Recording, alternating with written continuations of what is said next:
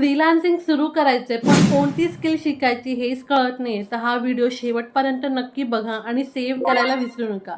Welcome back to zero to freelancer 15 days challenge day 2. काल आपण freelancing म्हणजे काय हे समजून घेतलं, पण आजचा प्रश्न आहे की फ्रीलान्सिंगमध्ये पैसे मिळवून देणारी स्किल कोणती. 2026मध्ये डिमांडमध्ये असलेल्या काही स्किल्स बघा. Canva designing, content writing, copy writing, social media management, video editing,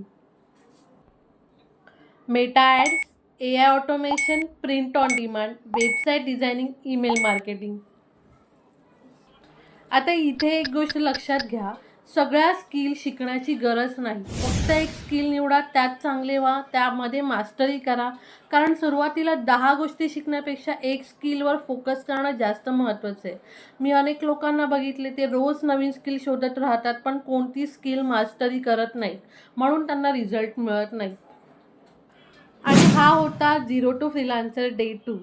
उद्या डे 3 आहे आणि मी त्यामध्ये सांगणार आहे की जर मी आज पुन्हा शून्यातून सुरुवात केली असती तर मी स्वतः कोणती स्किल निवडली असती आणि का. तो व्हिडिओ चुकवू नका. कमेंटमध्ये मला सांगा तुम्हाला कोणती स्किल शिकायची आणि मला फॉलो करायला विसरू नका. थँक्यू.